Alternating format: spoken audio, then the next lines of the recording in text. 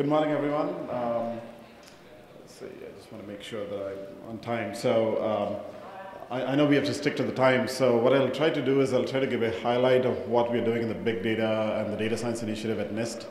I'll talk mostly at a high level and about the highlights. If you want to discuss any specific details or have any questions, you're welcome to come and talk to me later on. I'm here for most of tomorrow and all of Friday. And my email contact information is over there. So what I'm going to focus on is the NIST mission on advancing certain technologies through benchmarking, evaluations, and reference data. So we just started a data science initiative where the focus is to advance data science and data analytics through benchmarking, evaluations, and reference data. So I'll focus on that during the talk. There are three major big data activities that some of you may be aware of, and I know that some of you here have participated in the NIST Big Data Public Working Group to come up with a big data definition, a big data standards, with an eye towards standards, big data roadmap, technology challenges. Chaitan here chairs one of the subgroups, and some of you here may be participating in that too. So I just wanted to bring to your attention that this is a public working group that focuses on big data standards, roadmap, and challenges. If some of you are interested in this and are not part of the group, I encourage you to participate in this effort. The focus of my talk is on the big data science and analytics in the NIST initiative.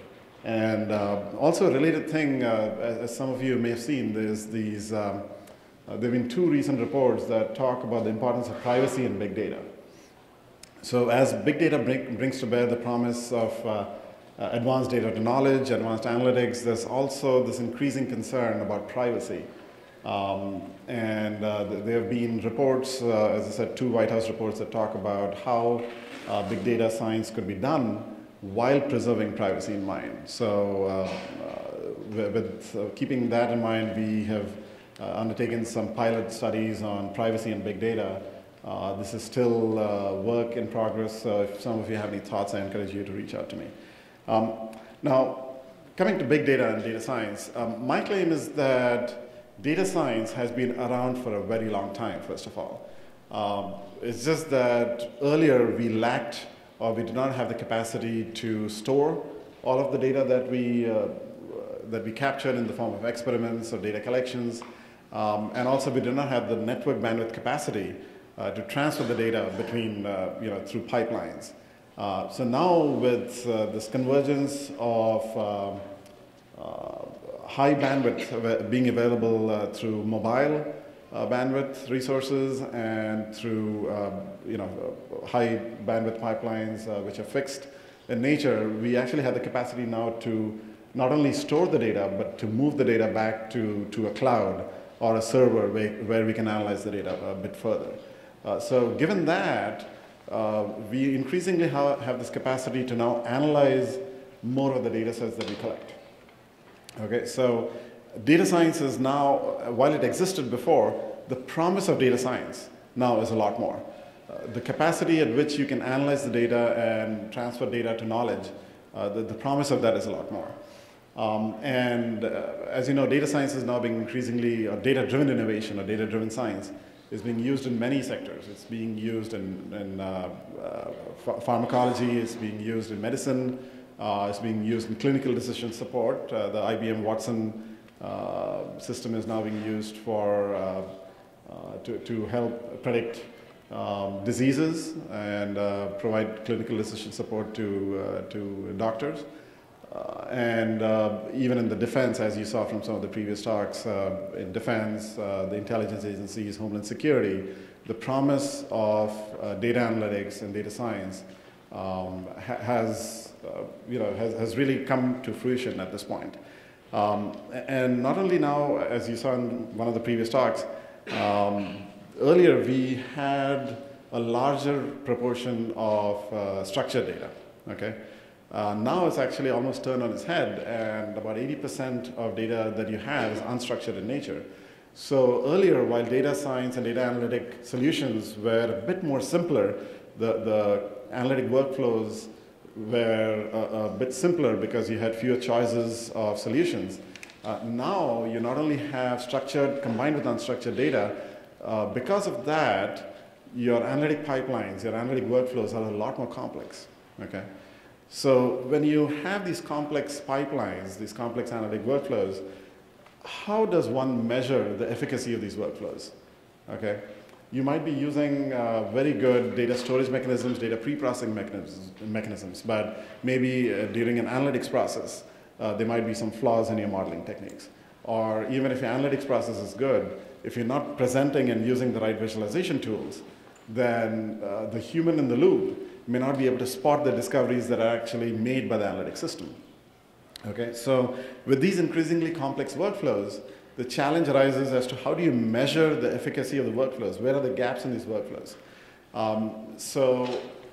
That we have observed is not a very well understood process. Okay, and one thing that we have heard increasingly from many of the data analytics operators are, how do I know what the quality of the data is? How do I know what the uncertainty of the data as it moves through the analytic pipeline?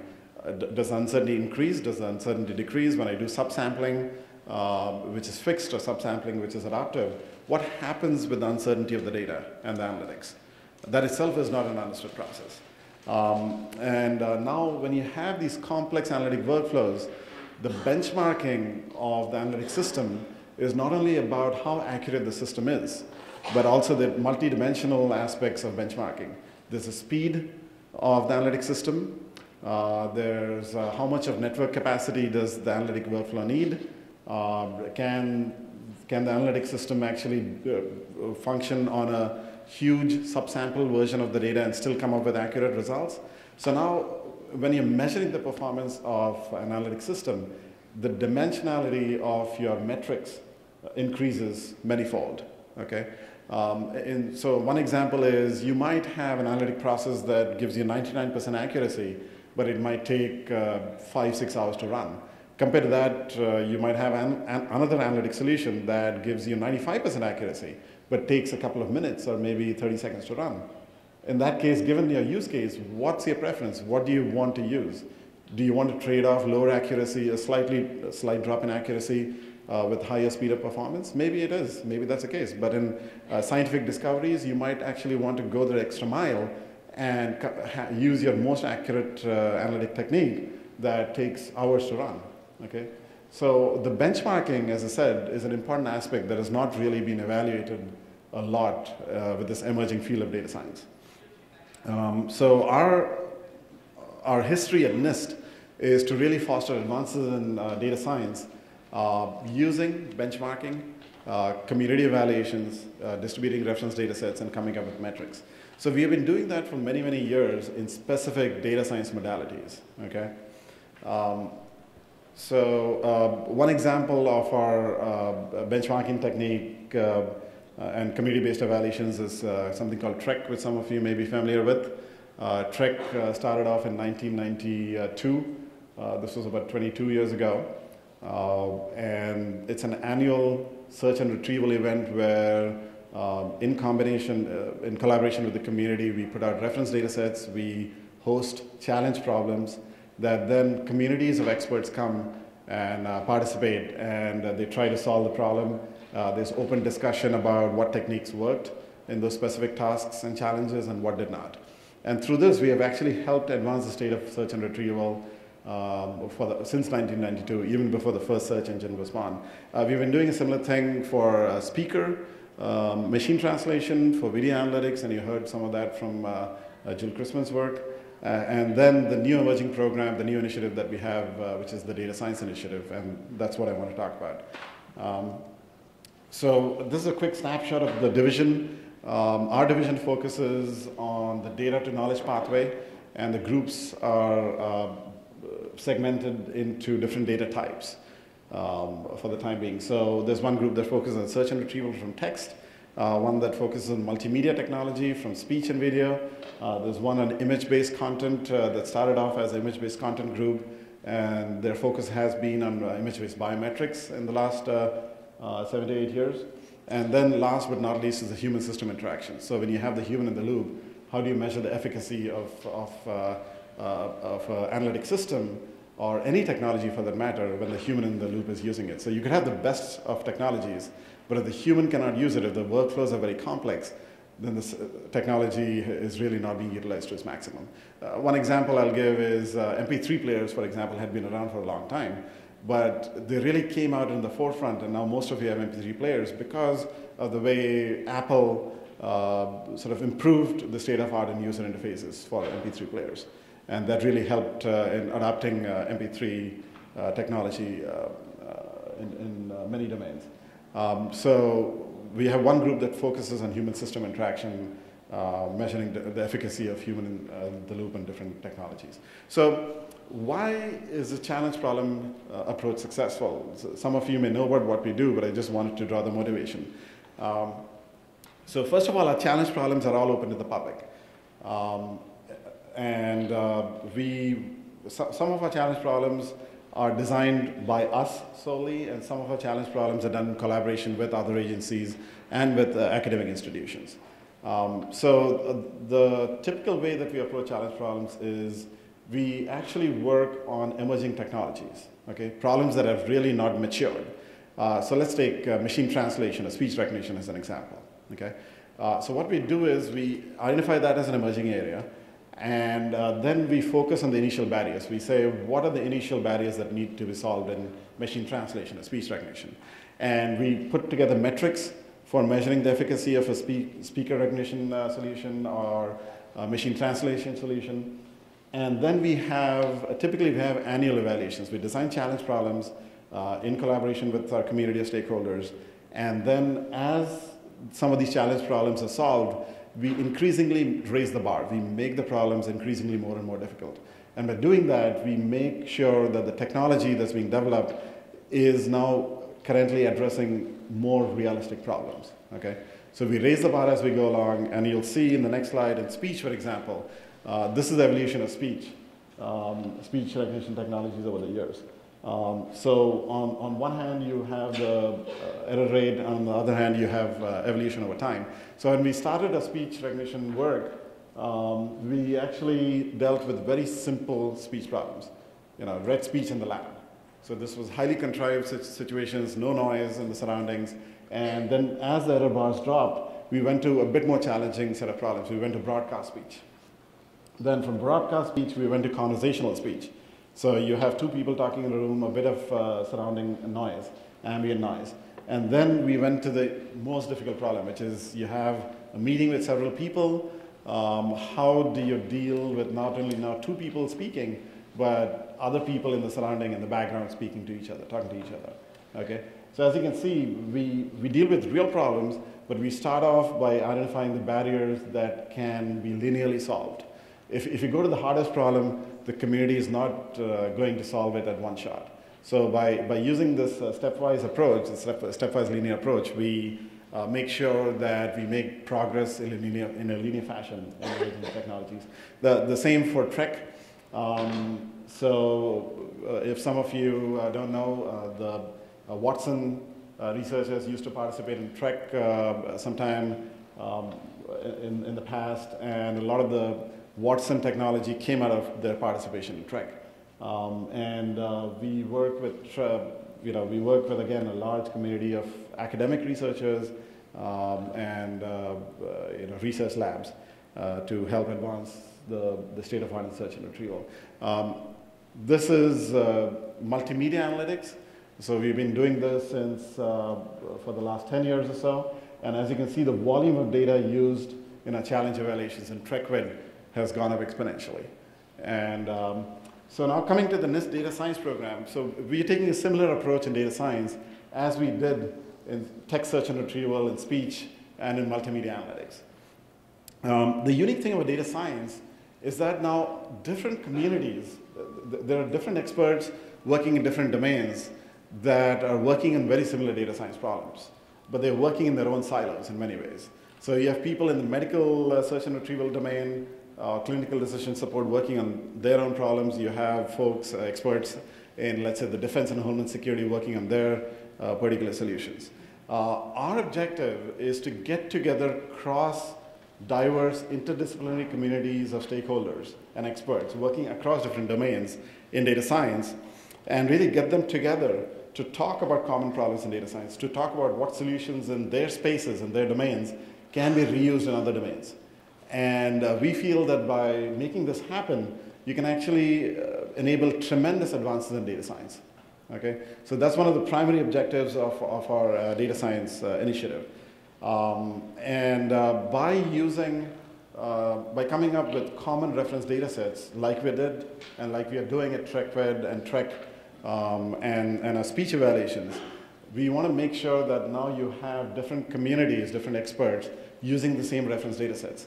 So you can now benchmark performance by an entire group of experts working in the same data set. And by having the experts talk to each other across domains, the idea is that common gaps, common fundamental, foundational hurdles will be identified. And once you identify those common hurdles, we can then design challenge problems. We can create reference data sets that try to overcome those fundamental barriers. Okay? So our goal, like in our other challenge problems, is to work with you, the community of stakeholders, to identify these foundational gaps and to come up in a consensus-based approach with reference data sets that can be reused across different domains. The impact that we will have is, again, similar to what we have had in the past using a text search and retrieval and the multimedia retrieval domains. It'll actually benefit end users because now they can actually see the performance of different algorithms on the same data set. Industry can then use this as a benchmark to understand where the gaps are and where they can address their dollars, their research dollars and the development dollars into to try to improve certain algorithms and how to integrate the right set of tools for particular use cases.